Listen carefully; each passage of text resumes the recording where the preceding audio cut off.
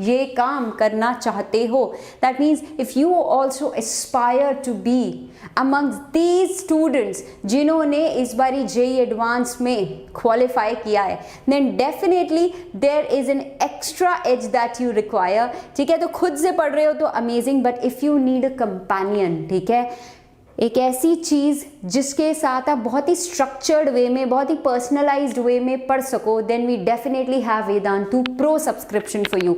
सो आपको पूरा शेड्यूल मिलता है, आपको डेली क्लासेस का पूरा शेड्यूल, सारे नोट्स, सारी टेस्ट सीरीज, डाउट्स आप अनलिमिटेड पूछ सकते हो, a lot happens here. And अगर इस टाइम पे कोई क्रैश कोर्स स्टार्ट होता है, that is also applicable for you guys absolutely for free।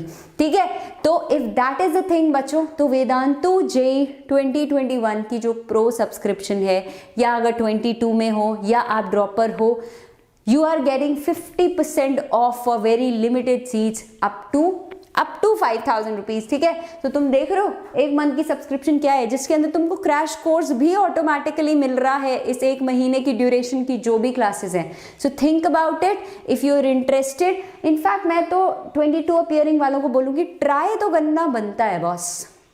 Physics, chemistry, math at this price try करना डेफिनेटली बनता है कि is it actually an awesome thing for you. Quality आपके सामने है। I am going to talk about all this a little later into the video।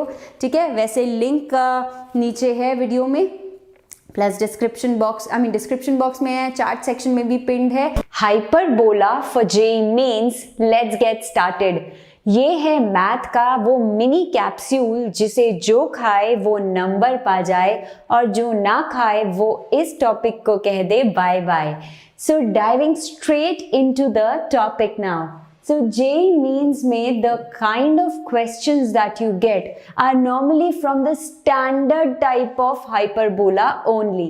मतलब कि जैसे ये दो तरीके के हाइपरबोलाज आप देख सकते हो, हाइपर होने की जरूरत नहीं, अभी ये पूरा का पूरा कवर होगा इस कंसोलिडेटेड कैप्सूल में with best techniques। Alright, so this is a transverse hyperbola which looks like this horizontal one। तो इसमें these points are called to be foci। okay, the axis, so x or y, wherever it touches, the hyperbola touches, are the vertices। center is O normally at origin, and यार ये बड़े वाले your x dash axis, it becomes the transverse axis जिसको हम बोलते थे major axis in the ellipse, and this one along the y axis we call the conjugate axis जिसको कहा करते थे हम minor axis। so just the change in name। also if you realize यहाँ minor axis है थोड़ी imaginary क्योंकि आपको actually दिख नहीं रही। alright, same way this part of hyperbola doesn't lie in the middle। तो वो सब डिटेल्स जानना चाहते हो कि ऐसा क्यों, तो make sure to comment for me to make a detailed video। सबसे बड़ी बात इसेंट्रिसिटी होती है for any hyperbola to be greater than 1। Eccentricity basically है क्या? So if I join two fixed lines, these red ones which I call the line of directrices with majorly equations x equal to a by e and x equal to minus a by e। अब if I take any point, तो इसका distance from the foci to this line of directrix, जब मैं इसका लूंगी ratio, that is basically your eccentricity। ठीक है, same way if I move to this side, now the vertical kind of hyperbola which you see is known to be the conjugate hyperbola। अब सब कुछ बिल्कुल सेम है जैसे ellipse में learn किया था। सारी जगह जहां पे भी you have a0 it will become 0b, so on and so forth। ठीक है जी, अब इक्वेशन ऑफ द हाइपरबोला पे आते हैं। तो यहाँ पे है x square by a square minus y square by b square equal to 1। And इस केस में it is absolutely the same, बस एलिप्स के प्लस की जगह यहाँ हो जाता है minus, whereas if I move to this side, अब कुछ लोग इसे याद करते हैं इस तरह, but I have a very different way. तो आप बिल्कुल भी a एंड b को हिलाओगे नहीं, you would still say x square by a square and y square by b square, लेकिन यहाँ आएगा प्लस एंड यहाँ आएगा माइनस साइन। मतलब looking at a hyperbola, how would you identify कि वो ट्रांसवर्स हाइपरबोला है या कॉन्जुगेट? सिंपल, अगर आपका x स्क्वायर का coefficient is positive and y square is negative, then it is simply transverse.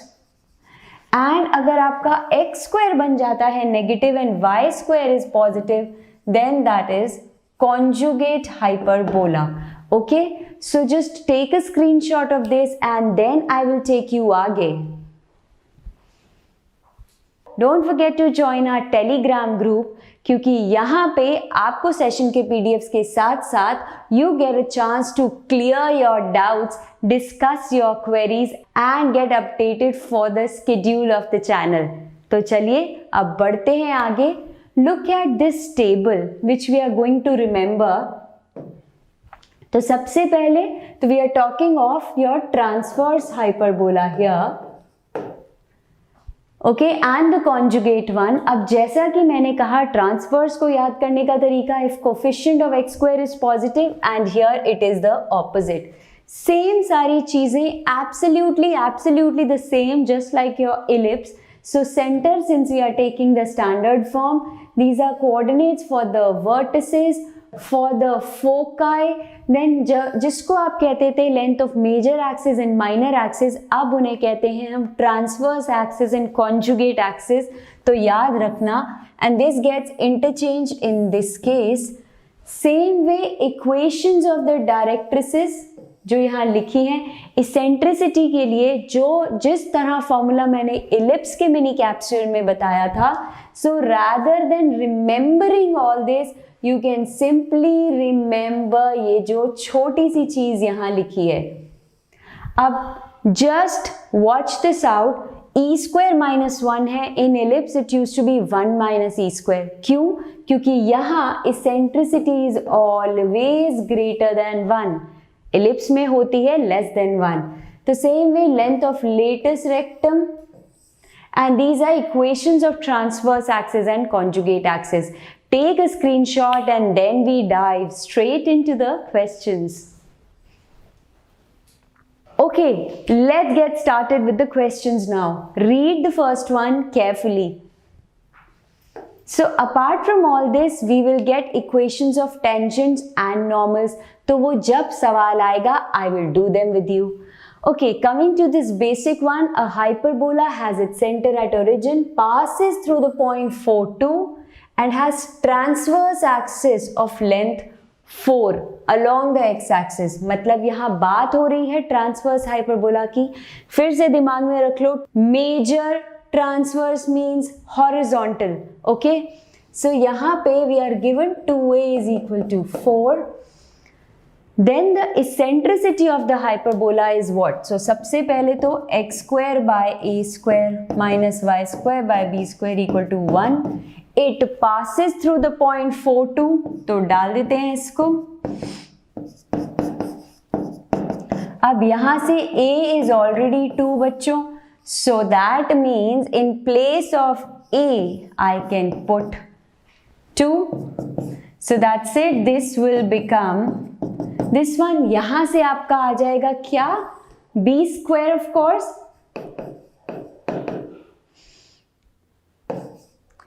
So your b square becomes 4 by 3।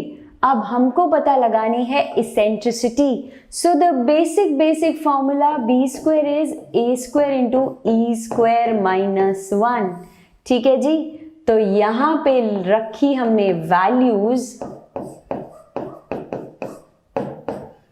And simplify करके बताइए विच one is the answer. Quite obvious, 2 by root 3 is the desired answer. Please make a note. सो किसी का कोई भी part solution का miss हो जाए या कहीं अटक जाओ, don't worry, all this files would be shared with you after this session in the telegram group and you can also get it on our Vedantu app. चलो लेट्स गो आगे. Right now just read this question. So if a hyperbola has length of its conjugate axis equal to 5, ठीक है, तो इस बारी length of conjugate axis given है and the distance between its foci is 13, तो यानी I can take this as 13. अब obviously आप सोच रहे होंगे कि why am I taking horizontal or the transverse hyperbola? Mentioned नहीं है and ये convenient है, right? So what is the eccentricity of hyperbola? तो बहुत ही सिमिलर सा सवाल. चलिए, so obviously you already have B, you already have the value for AE. बस इससे आसान सवाल क्या होगा? Because here I will get 169 by 4 minus A square and यहाँ आएगा आपका 25 by 4. सॉल्व कीजिए एंड बताइए your A square from here would be 144 by 4. So A square is 36. बस यानी कि ए आ गया आपका 6. तो इसेंट्रिसिटी क्या होगी boss? You can get it from here. 6 into E. 6 into E is equal to 13 by 2. So 13 by 12 is the answer. Question khalas. Please make a note. Right? Okay, chaliye. Okay, look at question number 3. Now you are given the directrix of the hyperbola, which is this. Obviously, x square ka coefficient is positive, so has to be the horizontal or the transverse hyperbola. Pehle, if I change it to the standard form, so this is what it becomes. Now from here obviously A is 3 and B is 4. Okay, now moving ahead, equation of directrix becomes minus 9 by 5. Matlab which is A by E. So A is going to be negative is what I know. अब मुझे पता है A की value. So this will become minus 9 by 5 is equal to 3 by E. That means of course my eccentricity is 5 by 3. Why am I taking 5 by 3? क्योंकि इसको negative होना था. यार डिस्टेंस नेगेटिव नहीं होता, लेकिन which coordinate we are taking? Plus minus a by e. ये focus क्या होता है? It could be any of these. अब कौन सा साइन लेना है? नेगेटिव साइन लेना है. क्यों? क्योंकि यहाँ डायरेक्ट्रिक्स नेगेटिव आ रही है. अब हमें E पता है, A पता है, तो what is my answer? कुछ बच ही नहीं गया. It will be 5 into 3 into 3, 0 has to be negative. So D is the desired answer. Please make a note. Okay, चलिए let's go to the next question. Read the question carefully. Okay, let's begin. So if the vertices of the hyperbola are these, एक बार हमें फिर पता चल चुका है कि it's a horizontal or a transverse hyperbola and one of its foci is this. तो यार डेटा में given है A is 2, AE is 3. Then which of the following points does not lie on the hyperbola? यार hyperbola है ही कहाँ? पहले construct the hyperbola, मतलब get your A and B. A is already available for B. I can do this. So this will be 9 minus A square. B square is 5. तो मतलब आपकी basic सी equation आ गई x square by 4 minus y square by 5 equal to 1. Now 1 by 1 put all the values and check out which one will not lie on this given hyperbola, matlab will not satisfy. D would be the desired answer. Obviously you can check and find that out, but in order to check your solutions, it's right here and you will get it after this session. Okay जी, बढ़ते हैं आपके question number 5 की तरफ. read it out carefully. Alright, for question number 5, if a directrix of a hyperbola centered at origin and passing through the point is this. तो यार मतलब equation of directrix जो है that is x is equal to 4/√5 जो होता है x is equal to a/e. अब इसका मतलब ये नहीं कि डायरेक्टली लिख दो a को 4 एंड e को √5. I know common sense but people do make that mistake. So eccentricity is E, then which of the following gets satisfied? थोड़ा सा टेढ़ा है question. So what do I do?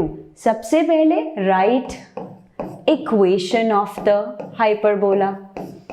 This is passing through this point, मतलब hyperbola will get satisfied by this point. तो put करते हैं 16/a² minus this will B 12/b² की जगह अगर मैं लिख लूं a² इंटू e² माइनस 1, क्योंकि आप देख रहे हो आपका पूरा आंसर आ रहा है e के टर्म्स में. Now what do I do? Let's simplify this.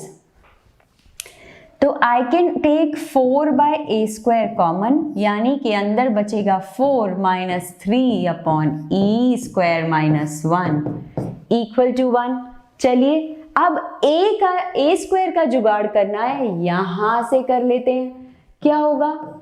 My a will become 4e/√5. तो फिर a² तो पता ही है क्या होगा, a² वुड बिकम 16e²/5. ठीक है जी. This will become 4e² minus 7. यार ये सब तो कैलकुलेशन है जो आप लोग कर सकते हो. So I am leaving you here, क्योंकि क्रॉस मल्टीप्लाई करके मुझे बताओ which one is the option. Leaving मतलब अभी बताओ, क्योंकि क्वेश्चन अभी बाकी हैं. So after doing all the तामझाम you will get c to be the answer. Of course tally कर सकते हो इस सॉल्यूशन के साथ. So please make a note. चलिए let's move to the next question, which says equation of a tangent. आ गए mister tangent to the hyperbola parallel to the given line. Okay, तो how do I find it? यार यहां पे मैंने equation of tangent को करा हुआ है डब्बे में बंद. That means you can use this one or you can use something related to the slope. बिल्कुल एलिप्स की तरह. अब आपकी मर्जी है which one do you want to use. So यहां पे equation of the tangent to the hyperbola. पहले हाइपरबोला को थोड़ा शांत करें, स्टैंडर्ड फॉर्म में लेके आए. So this will be x²/5 minus y²/4 is equal to 1. तो ऑब्वियसली आपका a² is 5 and b² is 4. ठीक है जी. नाउ नेक्स्ट, तो अगर मैं मानती हूं x(x1) वाली, तो इसमें यार उलझ जाएंगे हम. क्यों? क्योंकि यहां से तो आपको स्लोप डायरेक्टली मिलेगी 1. So if I use a slope form I will be able to find my m very easily. बस m ही की तो प्रॉब्लम है.